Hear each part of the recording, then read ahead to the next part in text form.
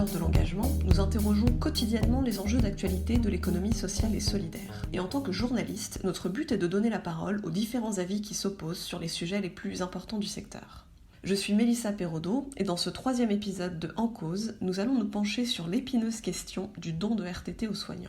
Depuis la loi du 9 mai 2014, dite loi Matisse, il est possible de faire don de ses congés à un collègue dont l'enfant est gravement malade. En février 2018, une autre loi a instauré un dispositif semblable pour les proches aidants de personnes en perte d'autonomie ou présentant un handicap. Il s'agit de dons basés sur le volontariat, complètement anonymes et n'offrant aucune contrepartie à la donatrice ou au donateur. Peu après le début du confinement des Français en mars dernier, alors que chaque jour à 20h, les citoyens applaudissaient les personnels soignants mobilisés contre le Covid-19, le groupe Pasteur Mutualité a lancé la campagne « Je donne mes RTT ». Sur un site dédié, il appelait à modifier la loi sur les dons de RTT en faveur des soignants en expliquant « Lorsque le virus sera vaincu, le repos des soignants sera alors un enjeu sociétal majeur ». Le groupe demandait ainsi à élargir le périmètre des lois existantes en autorisant les dons entre les entreprises et les établissements de santé. Se disant conscient des difficultés des soignants à prendre leurs jours de congé, le groupe proposait de rendre possible la monétisation de ces dons. Il y a quelques semaines, le député LREM du Calvados Christophe Blanchet a soumis avec 100 autres députés la proposition au gouvernement, avec une nuance, la conversion de ces jours de RTT en chèques-vacances. La ministre du Travail, Muriel Pénicaud, s'y est dite favorable. Mais la proposition est loin de faire l'unanimité chez les principaux intéressés, qui réclament avant tout une réforme de l'hôpital public. Alors, le don de RTT aux soignants relève-t-il de la solidarité ou de la charité ? Confinement oblige, c'est à distance que j'ai interrogé, pour commencer, Jean Gauthier, le directeur média du groupe Pasteur Mutualité, qui a orchestré bénévolement la campagne « Je donne mes RTT ». L'ouverture du don de RTT aux soignants est pour moi, une très bonne décision. Elle est née d'une réflexion en interne entre certains collaborateurs du groupe Pasteur Mutualité qui se demandaient comment accompagner les soignants une fois que la crise serait terminée, une fois que ces mois de mobilisation jour et nuit seraient enfin achevés. Et on s'est dit que finalement ce qui était possible au sein d'une même entreprise entre collaborateurs devait pouvoir être élargi et on devait pouvoir donner ces RTT ou un certain nombre de RTT de manière absolument volontaire, individuelle, RTT qui auraient pu être donnés en euros ou en jours, c'est-à-dire convertir ces RTT en argent pour favoriser le pouvoir d'achat des soignants. On s'est félicité que finalement l'Assemblée nationale voit ce projet, mais on trouve que cette décision est absolument partielle aujourd'hui, ce qui veut dire concrètement que nous allons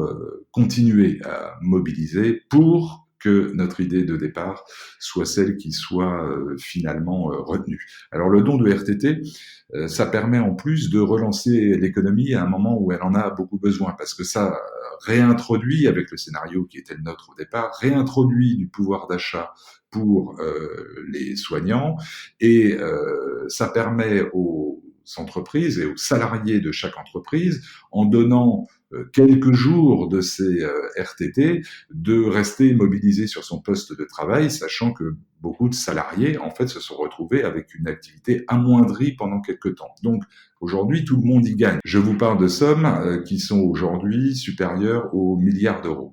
L'objection principale, c'est surtout, oui, mais en faisant ça, vous allez en quelque sorte exonérer le gouvernement de ses propres responsabilités et lui permettre de se soustraire à une obligation de revalorisation des rémunérations des soignants. Nous n'y croyons absolument pas, ce sont deux domaines complètement différents. L'un appartient au domaine politique et législatif, il s'agit bien de la rémunération des soignants, c'est de l'ordre de l'Assemblée nationale et de l'État, et de l'autre, notre idée qui fait appel, elle, à la solidarité nationale.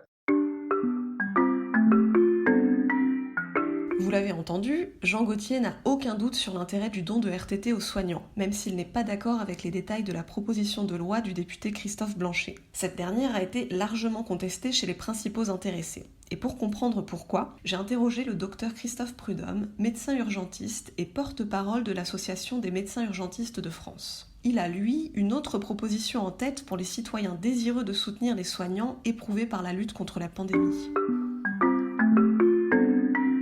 Le don de RTT ou de jours de congé aux soignants, si ça peut paraître pour les donateurs une opération charitable, n'est pas ce que nous souhaitons.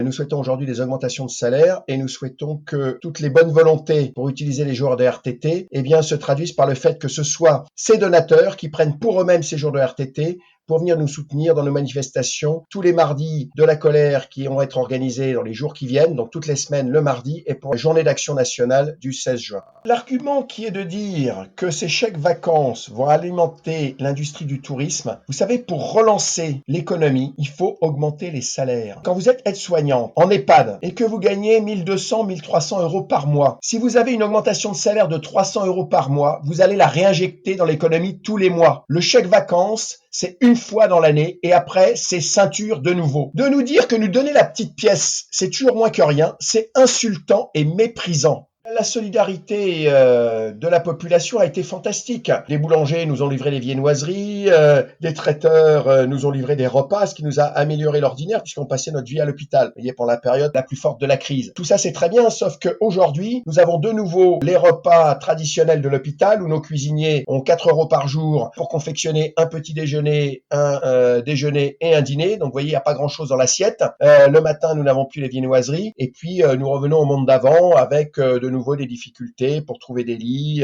et surtout pas plus de collègues pour soulager notre charge de travail. Donc cette solidarité est la bienvenue. Aujourd'hui, je pense que cette solidarité, elle doit se diriger vers les plus pauvres avec les associations caritatives, le Secours populaire français, le Secours catholique ou d'autres. Parce que vous voyez, on voit des gens qui arrivent à l'hôpital qui ont faim. Donc c'est ça aussi la vraie vie. La solidarité pour l'hôpital, ça s'appelle la sécurité sociale. Et bien pour la sécurité sociale, il faut arrêter d'exonérer de cotisations sociales les entreprises. Il faut que ceux qui ne payent pas de cotisations sociales et pas d'impôts parce qu'ils se localisent à l'étranger, comme Monsieur Arnaud, la première fortune de France. La solidarité de Monsieur Arnaud, vous voyez, son gel hydroalcoolique, on l'a pris, mais au-delà du gel hydroalcoolique, ce serait bien que Monsieur Arnaud, première fortune mondiale, paye ses impôts en France et paye des cotisations sociales. Ça aiderait pour la sécurité sociale et pour les services publics.